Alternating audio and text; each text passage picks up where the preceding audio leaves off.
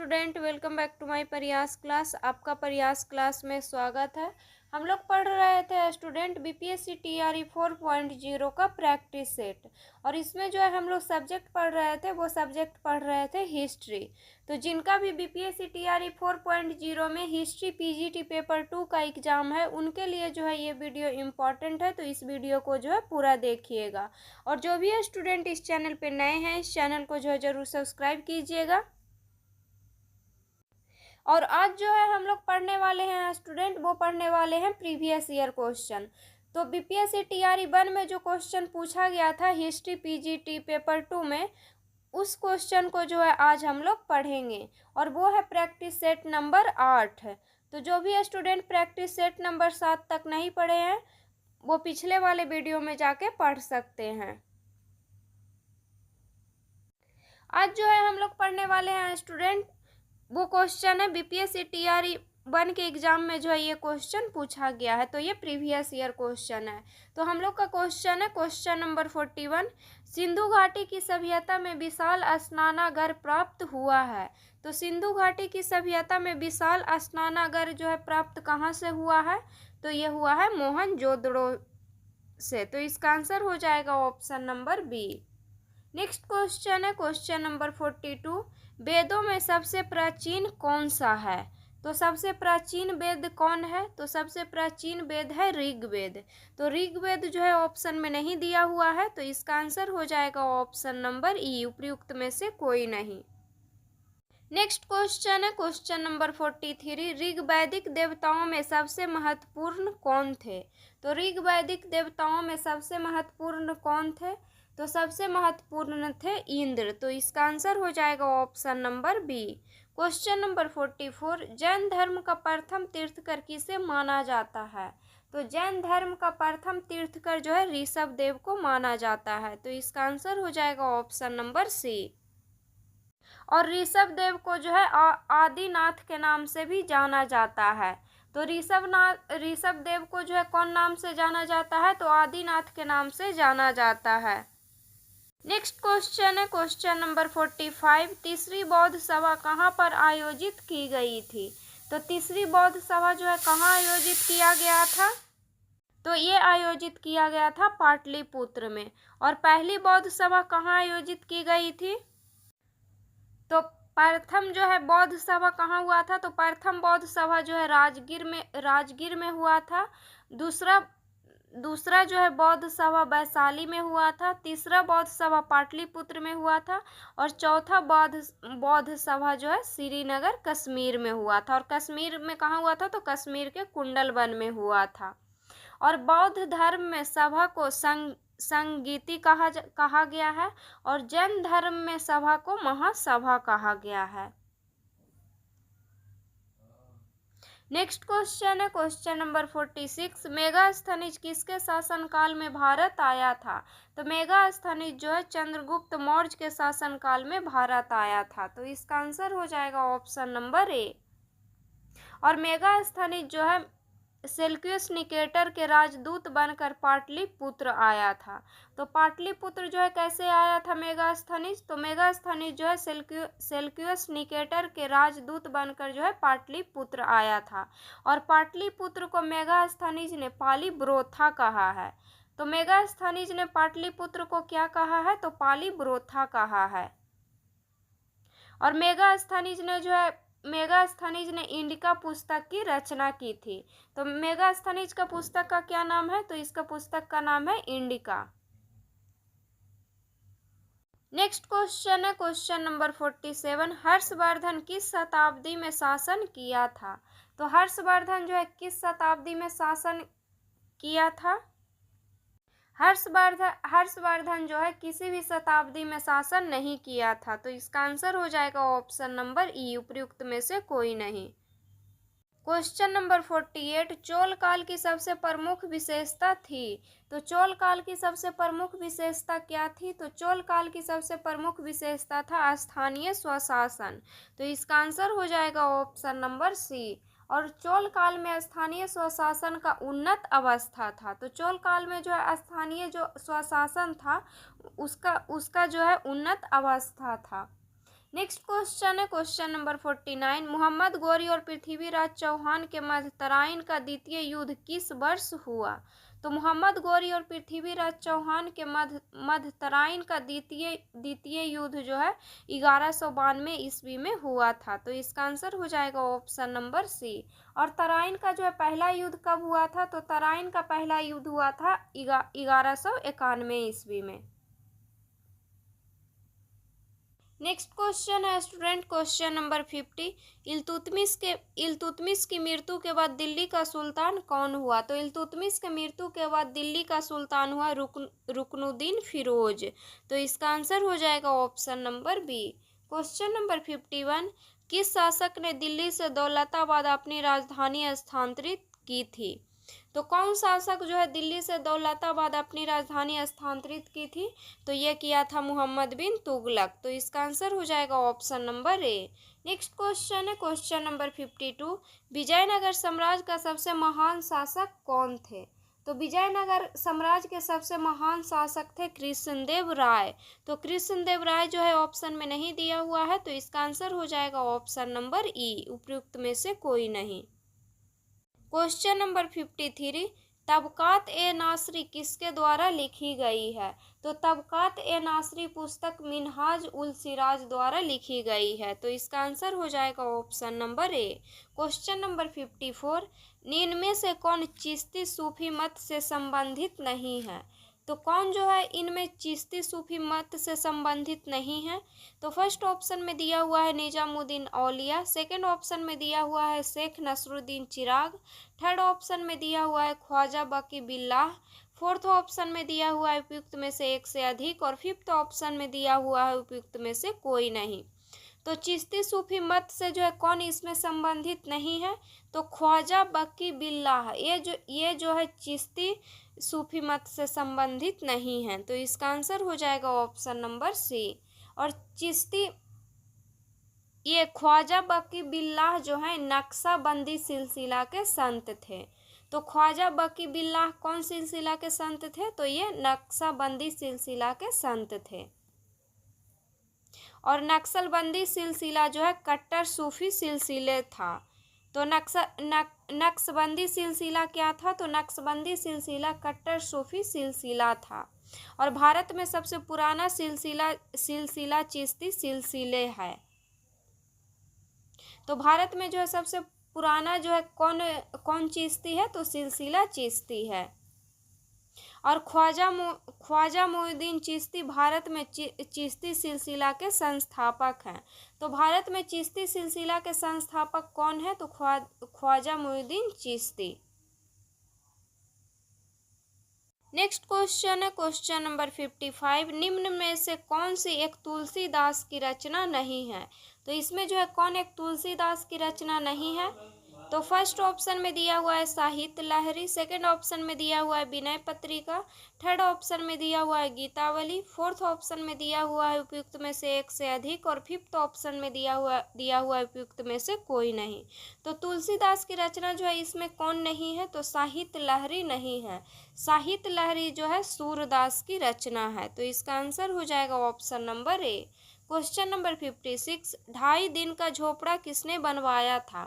तो 2.5 दिन का झोपड़ा जो है कुतुबुद्दीन ऐबक ने बनवाया था। तो इसका आंसर हो जाएगा option number B. Question number 57। Alauddin Khilji द्वारा बनवाया गया अल्लाई दरवाजा किस नगर में है? तो अलाउद्दीन खिलजी द्वारा बनवाया गया अल्लाई दरवाजा दिल्ली में है। किस नगर में है? तो दिल्ली में है। तो इसका आंसर हो जाएगा option number C. Next question है क्वेश्चन नंबर 58। किसके शासनकाल में मुगल चित्रकला अपने चरमोत्कर्ष पर थी? तो किसके शासनकाल में मुगल चित्रकला जो है अपने चरमोत्कर्ष पर थी? तो जहांगीर के काल में था। तो जहांगीर जो है ऑप्शन में नहीं दिया हुआ है। तो इसका आंसर हो जाएगा ऑप्शन नंबर ई, उपयुक्त में से कोई नहीं। नेक्स्ट क्वेश्चन है क्वेश्चन नंबर 59। बाबर ने अपनी आत्मकथा किस भाषा में लिखी है? तो बाबर ने अपनी आत्मकथा तुर्की भाषा में लिखी है। तो इसका आंसर हो जाएगा option number C. Question number 60। चौसा की लड़ाई जून 1539 ईस्वी में कौन पराजित हुआ? तो चौसा की लड़ाई जून 1939 ईस्वी में कौन पराजित हुआ था चौसा की लड़ाई में? तो चौसा की लड़ाई में पराजित हुआ था हुमायूं। तो इसका आंसर हो जाएगा ऑप्शन नंबर ए। और चौसा की लड़ाई जो है किसके किसके बीच हुआ था? तो चौसा की लड़ाई शेर शाह और हुमायूं के बीच हुआ था, जिसमें शेर शाह जीत गए थे और हुमायूं हार गया था। क्वेश्चन नंबर 68, 1575 ईस्वी में अकबर ने कहाँ पर इबादत खाना स्थापित किया? तो 1575 ईस्वी में अकबर ने जो है इबादत खाना स्थापित किया था फतेहपुर सीकरी में। तो फतेहपुर सीकरी जो है ऑप्शन में नहीं दिया हुआ है, तो इसका आंसर हो जाएगा ऑप्शन नंबर ई, उपयुक्त में से कोई नहीं। क्वेश्चन नंबर 62, अकबर ने तीर्थ यात्री कर किस वर्ष बंद किया? तो अकबर ने तीर्थ यात्रा कर 1563 ईस्वी में बंद किया था। तो इसका आंसर हो जाएगा option number C. Question number 63, वह सिख गुरु कौन था जिन्हें औरंगजेब के शासनकाल में मौत के घाट उतारा गया? तो वह सिख गुरु कौन था जिन्हें औरंगजेब के शासनकाल में मौत के घाट उतारा गया? तो औरंगजेब के शासनकाल में सिख के 9वें गुरु तेग बहादुर को मृत्युदंड दिया गया था। तो गुरु तेग बहादुर जो है ऑप्शन में नहीं दिया हुआ है, तो इसका आंसर हो जाएगा ऑप्शन नंबर ई, उपयुक्त में से कोई नहीं। और गुरु तेग बहादुर जो है सिख के 9वें गुरु थे। और गुरु तेग बहादुर को मृत्युदंड जो है दिया गया था 1675 ईस्वी में। नेक्स्ट क्वेश्चन है क्वेश्चन नंबर 64, बीजापुर तथा गोलकुंडा के राज किसके शासनकाल में मुगल साम्राज्य में मिलाए गए? तो बीजापुर तथा गोलकुंडा के राज जो है औरंगजेब के शासनकाल में मुगल साम्राज्य में मिलाए गए। तो इसका आंसर हो जाएगा option number C. Question number 65, 1674 ईस्वी में शिवाजी का राज्याभिषेक कहाँ पर हुआ था? तो 1674 ईस्वी में शिवाजी का राज्याभिषेक रायगढ़ में हुआ था। तो इसका आंसर हो जाएगा option number B. Question number 66, Chittor पर अधिकार करने के बाद अलाउद्दीन खिलजी ने उसे क्या नाम दिया? तो चित्तौड़ पर अधिकार करने के बाद अलाउद्दीन खिलजी ने उसे खिजरबाद नाम दिया था। तो खिजरबाद जो है ऑप्शन में नहीं दिया हुआ है, तो इसका आंसर हो जाएगा ऑप्शन नंबर ई, उपयुक्त में से कोई नहीं।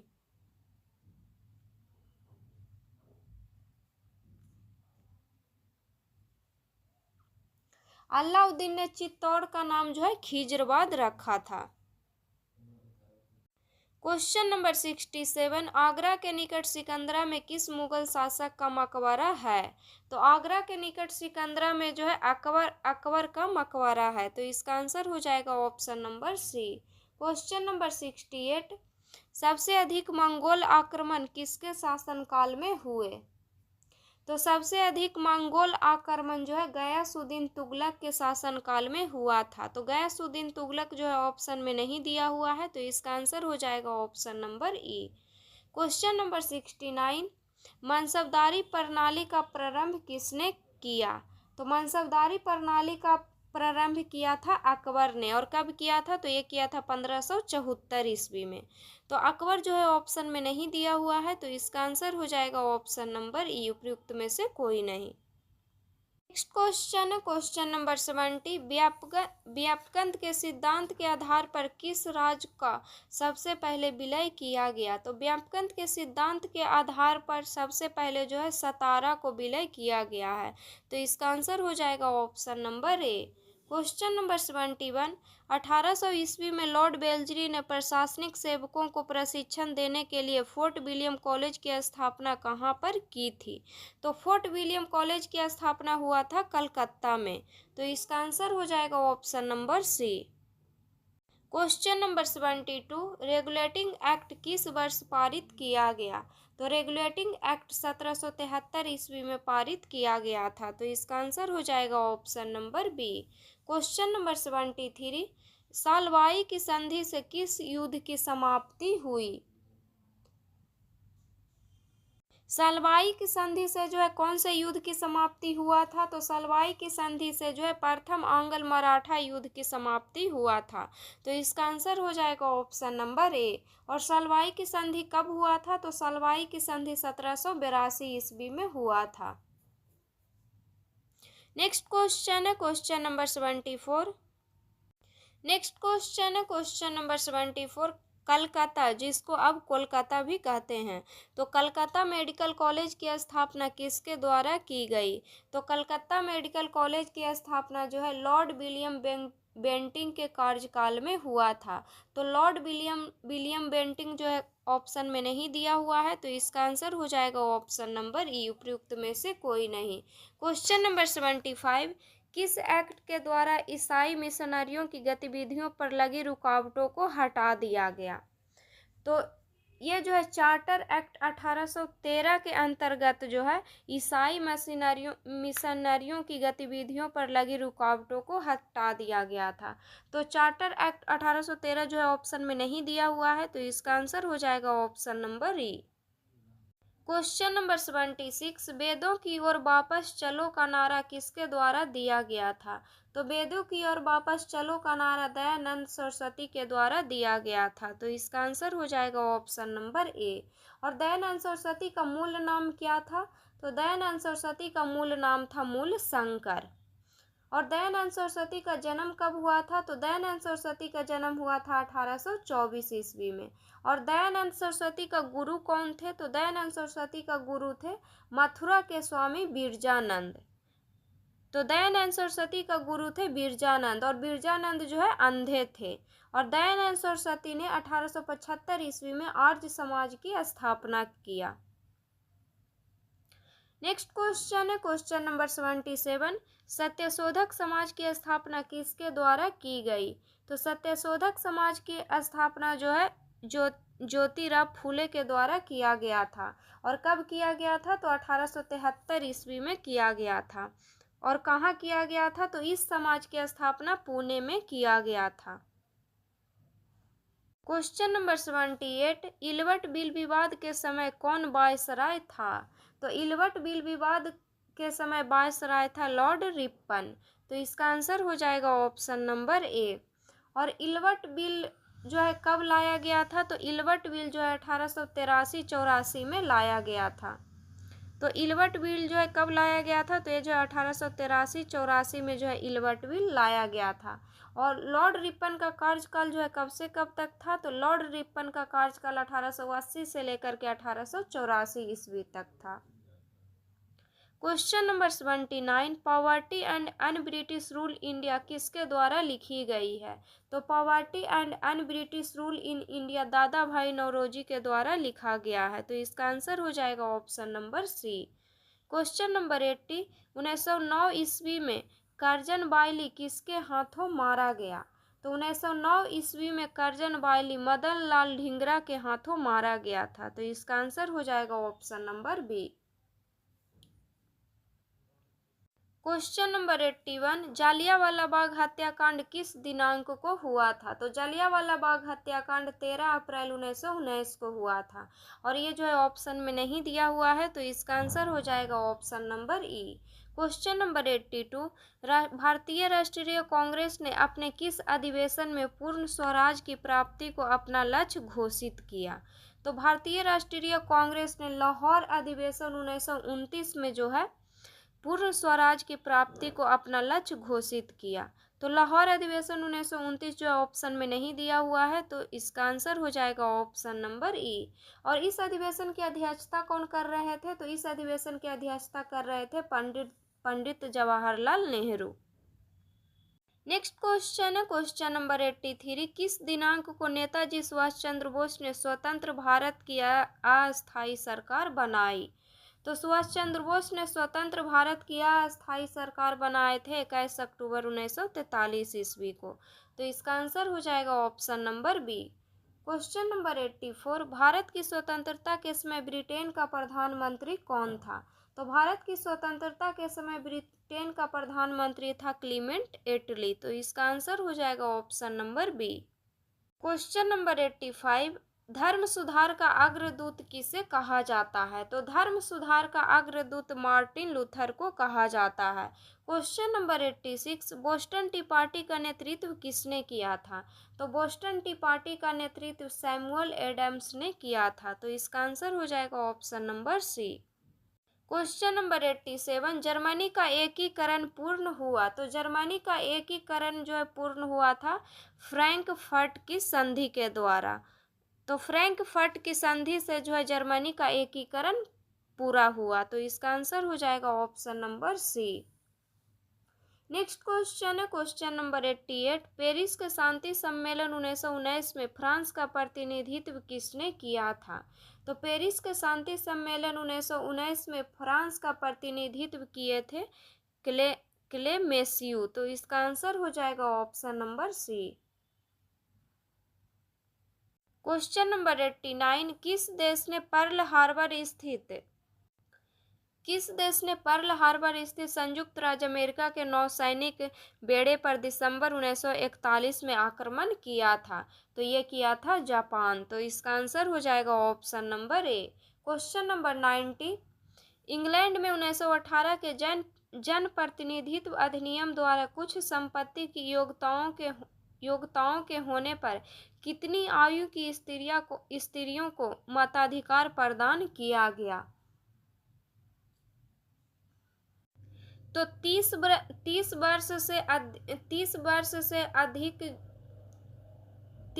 से अधिक आयु वाले स्त्रियों को जो है मताधिकार प्रदान किया गया था। तो इसका आंसर हो जाएगा ऑप्शन नंबर ई, उपयुक्त में से कोई नहीं। नेक्स्ट क्वेश्चन है क्वेश्चन नंबर 91, रोम में कुलीनबर्ग जाना जाता था? तो रोम में कुलीनबर्ग जो है जाना जाता था पैट्रिशियन के नाम से। तो इसका आंसर हो जाएगा option number A. Question number 92, Europe के किस देश में पुनर्जागरण के बाद नागरिक समाज प्रारंभ हुआ? तो यूरोप के किस देश में जो है पुनर्जागरण के बाद नागरिक समाज प्रारंभ हुआ? तो ये हुआ था इटली में। तो यूरोप के इटली में जो है पुनर्जागरण के बाद नागरिक समाज प्रारंभ हुआ। तो इसका आंसर हो जाएगा option number C. Question number 93, किस युद्ध के बाद शिमोनोसेकी संधि हुई? तो शिमोनोसेकी संधि हुआ था चीन जापान युद्ध के बाद। तो इसका आंसर हो जाएगा ऑप्शन नंबर ए।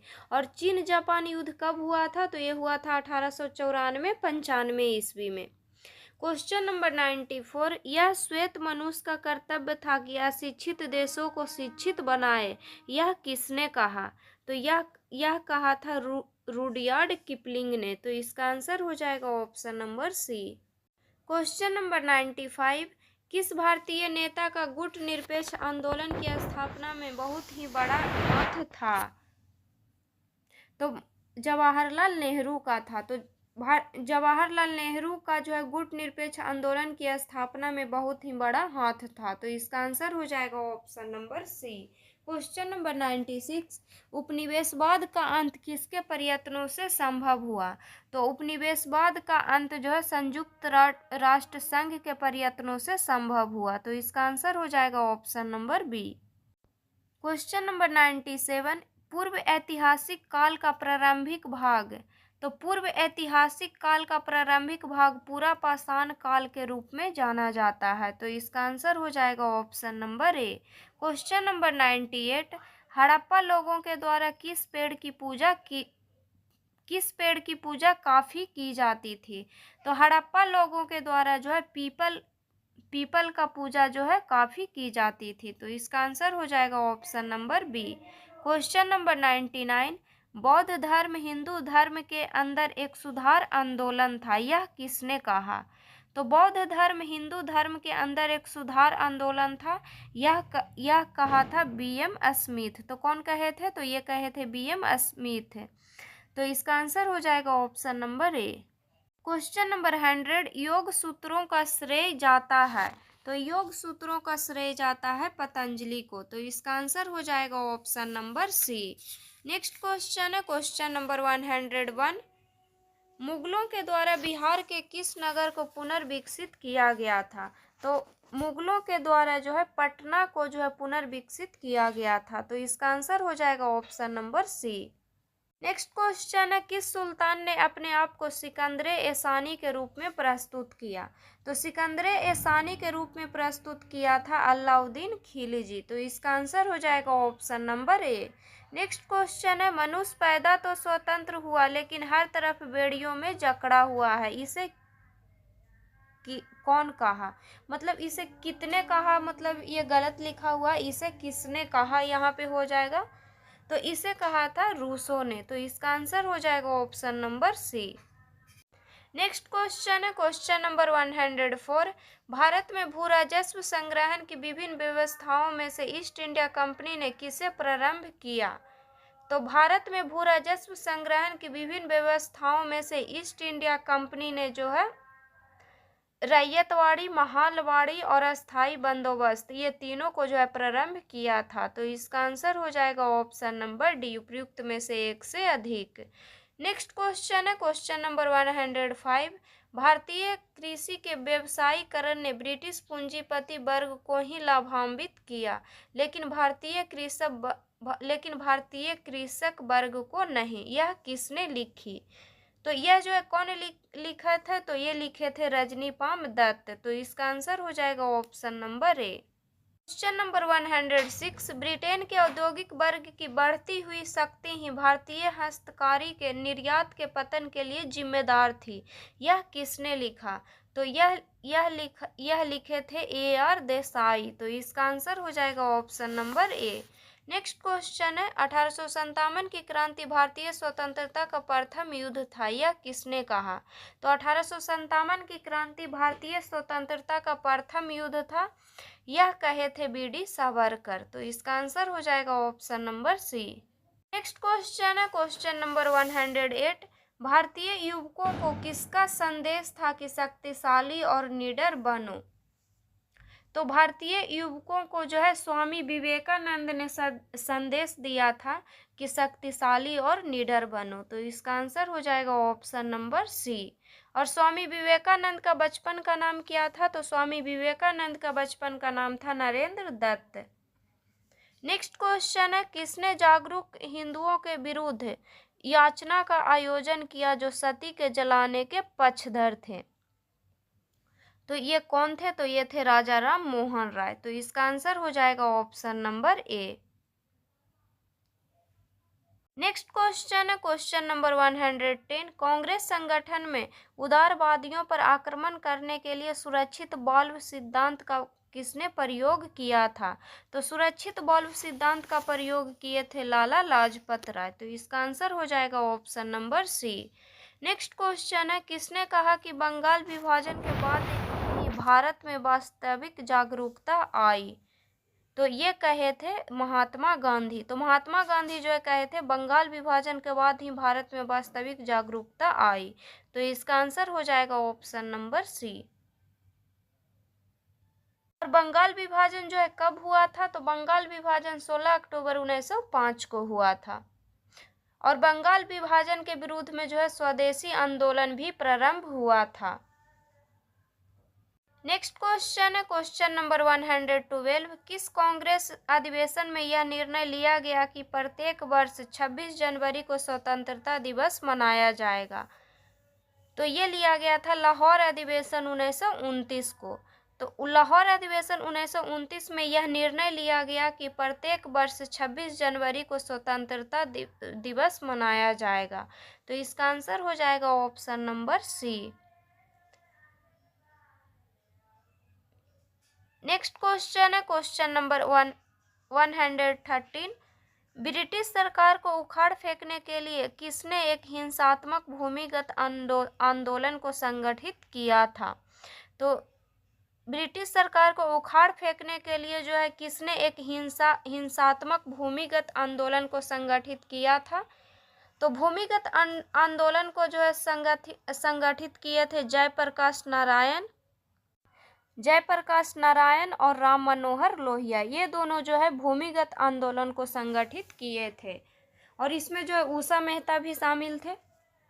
तो इसका आंसर हो जाएगा ऑप्शन नंबर डी, उपयुक्त में से एक से अधिक।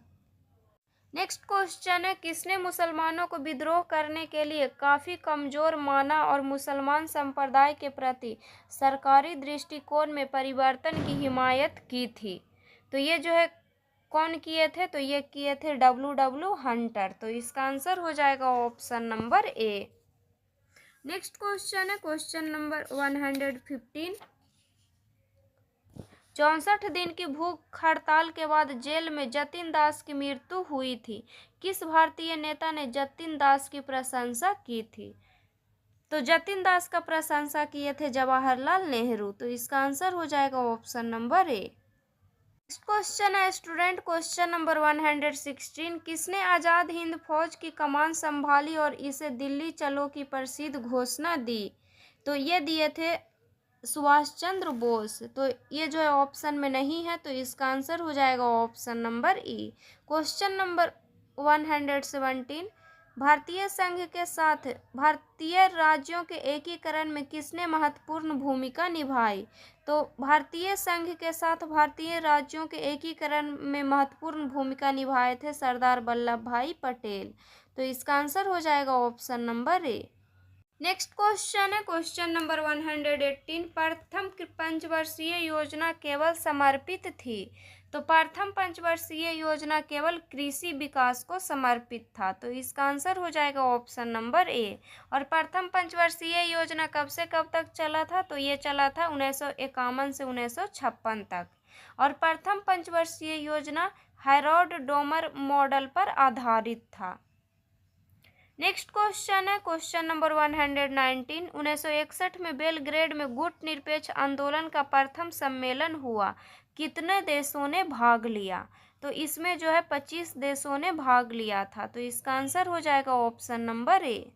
नेक्स्ट क्वेश्चन है क्वेश्चन नंबर 120। हमारे जीवन में एक प्रकाश चला गया है और चारों तरफ अंधेरा ही अंधेरा है। राष्ट्रपिता अब नहीं रहे। महात्मा गांधी की मृत्यु पर ये शब्द किसने कहे? तो महात्मा गांधी की मृत्यु पर ये शब्द कहे थे जवाहरलाल नेहरू। तो इसका आंसर हो जाएगा ऑप्शन नंबर सी। तो बीपीएससी टीआरई 1 में जो है हिस्ट्री पीजीटी में इतना ही क्वेश्चन पूछा गया था स्टूडेंट। तो अगर वीडियो अच्छा लगे तो वीडियो को लाइक कीजिएगा और चैनल को सब्सक्राइब कीजिएगा। और जो भी स्टूडेंट इस चैनल पे नए हैं इस चैनल को जो है ज़रूर सब्सक्राइब कीजिएगा। और जिनका भी अभी बीपीएससी टीआरई 4.0 में हिस्ट्री पीजीटी पेपर 2 का एग्ज़ाम है उनके लिए जो है ये प्रीवियस ईयर क्वेश्चन इम्पॉर्टेंट है। तो इसको जितना हो सके उतना आप रिवीजन कीजिएगा।